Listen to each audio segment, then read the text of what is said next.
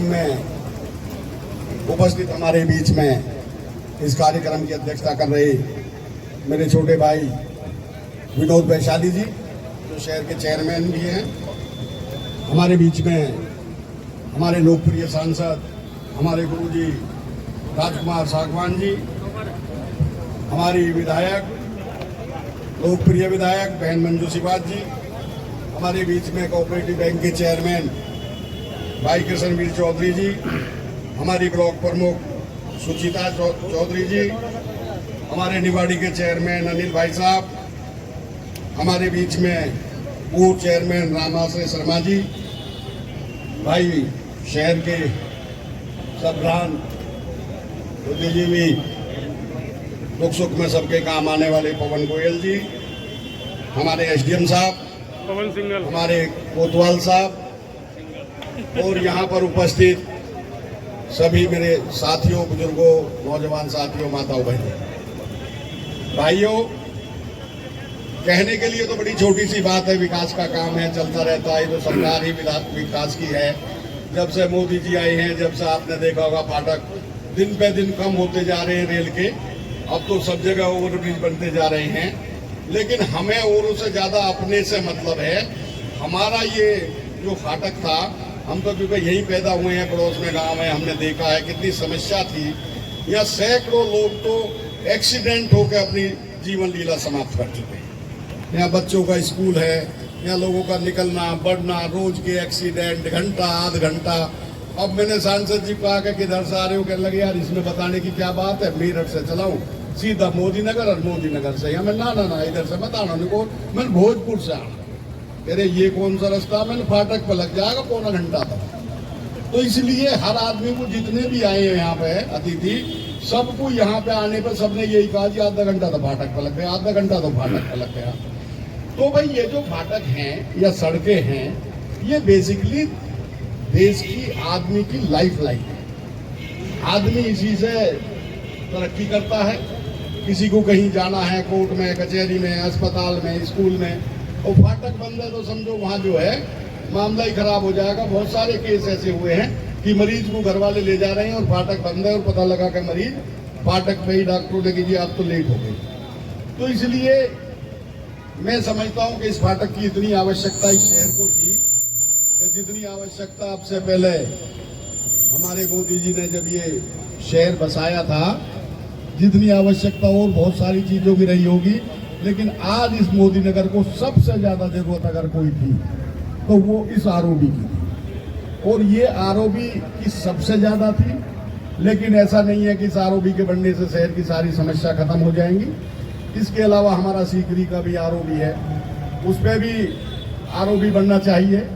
और मैं समझता हूं कि हमारे सांसद जी, हमारे विधायक जी जिस स्पीड से लगे हुए हैं, डबल इंजन की सरकार है, कहीं कोई दिक्कत नहीं है। तो मैं समझता हूं बहुत जल्दी वो दोनों फाइल मेरी जानकारी में है, वो भी स्पीड से चल रही हैं। और बहुत जल्दी हो सकता है कि इस पुल के बनने के साथ साथ ही वो पुल भी आपके दोनों ये हमारे एमपी एमएलए चालू करा दें। दोनों को यही काम है, दोनों को और कोई काम नहीं है, दोनों विकास की बात करते हैं। तो मेरा ये कहना है कि ये जो काम हुआ है, ये शहर के लिए एक बड़ा काम हुआ है। इसके लिए हमारे जनप्रतिनिधि धन्यवाद के पात्र हैं। एक बात कह के मैं पत्रकार भाइयों आपसे अपनी बात समाप्त करूंगा, सबका धन्यवाद करके। मैं कई प्रदेश में हमारा यही काम है, सड़क वड़क पुल वुल बनाने का। वो तो कोई मील सीटी मारना रहे, यही सड़क वड़क बनाते रहे, मैं बचपन से ही कोई काम है। तो हम लोग आज से जब प्रदेश बना था सन 2000 में, तो हम ठेकेदारी करने के लिए, विकास करने के लिए उत्तराखंड गए थे। और उत्तराखंड में अपने नरेंद्र तिवारी जी मुख्यमंत्री थे, उनकी सरकार थे। तो वहां पर क्या हुआ कि वो लोग बड़े धरने प्रदर्शन करते हैं उत्तराखंड के लोग। तो वहां पर क्या हुआ कि वहां सारे रामनगर का काम हमारे पास था। रामनगर, रुद्रपुर, पूरे कुमायूं में लगभग 80% काम हम नहीं करा, अभी हम ही करते हैं। वहाँ 25 साल हो गए जब से हम ही वहाँ पे टिके हुए। सिडकुल भी सारा हम नहीं बनाया, सब काम। तो वहां पर लोगों को दो समस्या हुई। मुख्यमंत्री जी आए, नरेंद्र तिवारी बड़े इजी आदमी थे, आपने देखा भी होगा, उनसे बात करी हो, बैठे हो। तो वो जनता के बीच में अपना भाषण दे रहे थे। किसी ने, नेता ने खड़े होकर कहा जनता के आदमी ने कि जी हमें प्रदेश बनने का क्या फायदा हुआ। कहने लगे जी भाई क्या दिक्कत है, दिक्कत बताओ। कहने लगे भाई समस्या ये है कि एक तो जो ठेकेदार है ये भी यूपी से आगे गाजियाबाद से, हमें तो काम मिला नहीं। उन्होंने कहा अच्छा। उन्होंने कहा इसका इलाज तो ये है कि जितनी बड़ी बड़ी मशीन इनके पास हैं, जितने इंजीनियर, जितने तजुर्बे इन पे हैं, इतने तुम कल को आ जाओ मेरे पास, उसे ही काम दे दूंगा। इतने हैं नहीं, वो तो छोटे मोटे 1-2 लाख के काम करने वाले आदमी। अच्छा जी ठीक है। उन्होंने कहा दूसरी समस्या बताओ। उन्होंने कहा जी दूसरी समस्या ये है कि जब ये काम शुरू नहीं हुआ था तो हम ठीक ठाक रह रहे थे। जैसे आज ये पुल आधे घंटे के लिए बंद होता है, फिर चल जाता है, फिर फाटक बंद होता है, फिर चल जाता है। तो न्यूकी जब से ही आए हैं ठेकेदार, इन्होंने तो पूरा शहर ही खोद के फेंक दिया। अब हमें बड़ी दिक्कत हो रही है शहर खोदने से, सड़क भी बंद है, नाले भी बंद है, ये काम वो काम। तो मैं वहीं था, मुझे याद है आज वो शब्द। तो नानदत्त तिवारी जी ने एक बात कही थी कि देखिएगा दुनिया में एक महिला को सबसे ज्यादा खुशी कब होती है और सबसे ज्यादा दुख कब होता है, कष्ट कब होता है। उसको सबसे ज्यादा खुशी होती है जब उसको बच्चा पैदा हो, और दुनिया में उसे सबसे ज्यादा कष्ट कब होता है, जब उसको बच्चा पैदा होता है। तो अगर बच्चा पैदा करने की खुशी देखनी है तो आपको जो वो कष्ट है बच्चा पैदा करने का वो सहन करना पड़ेगा। ये कुछ दिन का कष्ट है। ये बात मैं क्यों बता रहा हूँ, मैं इसलिए बता रहा हूँ, हमारे पत्रकार बंधु बैठे हैं, मेरा तो यही काम है, मैं तो बचपन से लेकर अब तक यही काम करा। जब काम शुरू करते तो लोगों को दिक्कत होती है। अब जैसे अभी आगे लोग जी ये है वो, अरे भैया जब यहाँ विकास होगा तो भैया छोटी मोटी बात तो होएंगी, दुकान भी हटेंगी, रास्ते भी चौड़े होंगे, देश का विकास हो रहा है, शहर का विकास हो रहा है, तो ये सब चीज होनी है। आम आदमी को आज ये सड़क इतनी चौड़ी, आने वाले समय में और छोटी हो जाएगी, क्योंकि बीच के पोर्शन को तो हम ही घेर लेंगे। ये हमारे जो इंजीनियर हैं ये बीच के पोर्शन को घेर लेंगे, इस पर सड़क बनाएंगे, इसको तो कर देंगे बंद, साइडों में पटरी दे देंगे चलने के लिए। तो हो सकता कुछ दिन के लिए लोगों को समस्या होगी उससे। तो उसमें क्या करते हैं लोग, रोज अपने पत्रकारों के पास गए जी इससे तो पहले ही अच्छी, हम तो अच्छा फजीता हुआ। लेकिन अगर आपको खुशी, लंबी खुशी चाहिए तो आपको छोटा सा कष्ट झेलना पड़ेगा। ये आपको पत्रकार से कह रहा हूँ खासकर में, ये क्या होगा कि आपको कल कोई परसों कोई जैसे ही छोटा सा कुछ बात होगी, जब काम चलेगा तो छोटी मोटी अड़चन भी आएंगी, लोगों को समस्या भी होगी।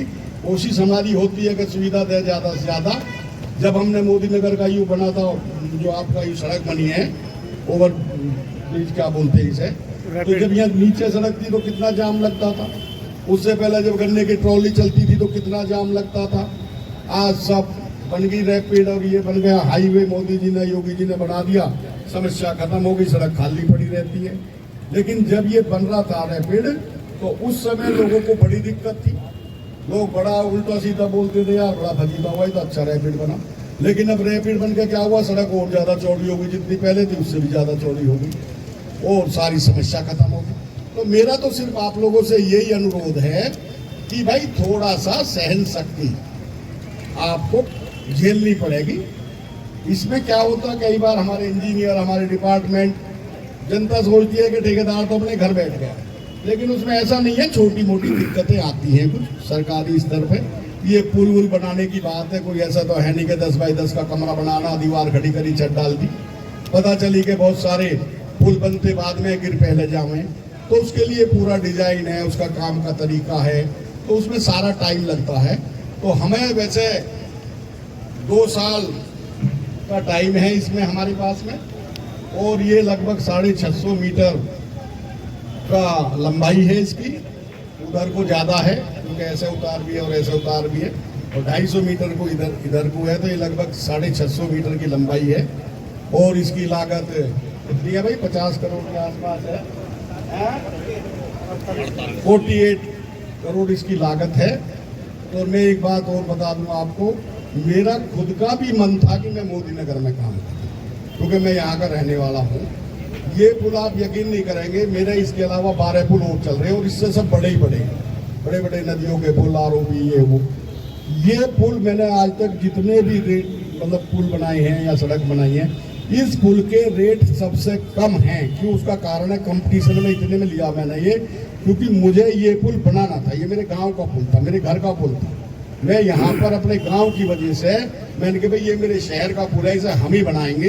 तो इसलिए यहाँ पर हमने काम लिया है। आपसे वायदा करते हैं कि भगवान ने चाही तो समय से पहले बना के देंगे, क्वालिटी बढ़िया करके देंगे, ताकि कल को कोई शिकायत ना आवे। और इसी के साथ सब लोगों का बहुत बहुत धन्यवाद। धन्यवाद हमारे सांसद जी का, धन्यवाद हमारे अध्यक्ष जी का, धन्यवाद हमारे विधायक जी का। सब लोगों ने समय दिया। सबको मैं विश्वास दिलाता हूं कि आपकी अपेक्षाओं पर खरा उतरने की कंपनी कोशिश करेगी। इसी के साथ राम राम जी। बहुत बहुत धन्यवाद आदरणीय विधायक जी। हमारे बीच में छह पब्लिक स्कूल के वाइस प्रेसिडेंट बड़े भाई अरुण त्यागी जी पहुंचे हैं।